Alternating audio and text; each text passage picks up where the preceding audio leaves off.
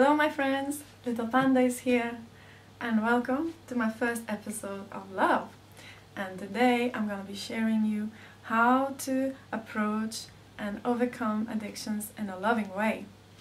And you want to change your life because now you're trying to become a more loving human being, trying to love yourself more. So you decided you want to become more healthier, not because you're trying to show off or trying to prove to someone else, something that you're better than them. So I find a lot of vegans do that. So like, I'm a vegan schmegan, ha ha ha. So anyway, whatever you do it because you love yourself and it's coming from a state of love. So I'm just gonna show you a quick 3 tips, maybe 4, I don't know. I'm just making it up as I'm recording. Number 1, let's say you decided to stop smoking, because that's a very common one and it's real bad for you. So most of the times what I find people do, and by the way, I used to be a smoker.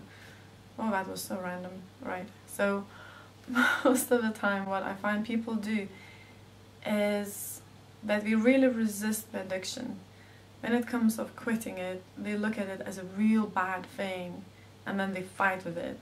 It's like if you could actually visualize it, and over time when you decided you're going to stop smoking and when the craving comes, you can almost see this inner fight with your addiction and your craving, and you just, oh, and your ego most of the time wins if you fight.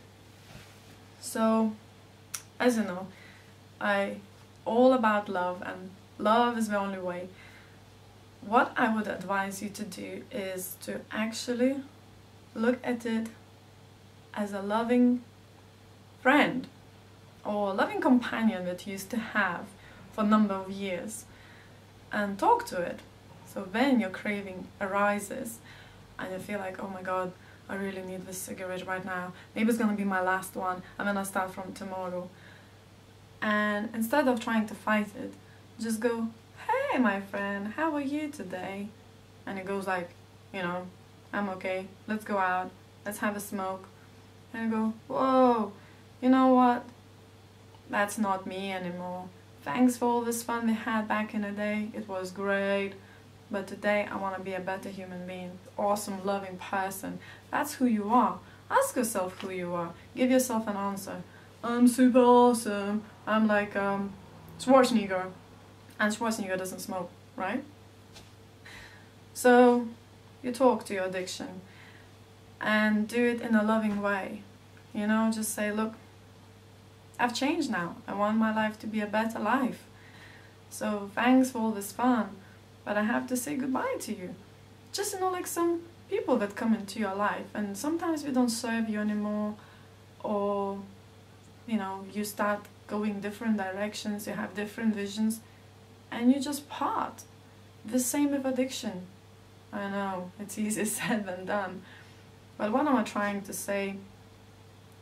That it will be much easier if you approach it in a loving way. Treat it as an old friend rather than enemy. Because you had it. It was part of you. It taught you a lesson. It showed you something that was a big hole inside of you, That's why you had the addiction and you needed to fill that hole. And now you have opportunity to work and fill it with love, and it's so much better. Another tip is to simply sit with it. So whenever you feel the addiction is coming and the craving is coming and your mind is trying to play tricks on you why you need to go for it, just allow yourself to experience it, sit with it, and really breathe. Breathe into your lungs, breathe deep into your stomach.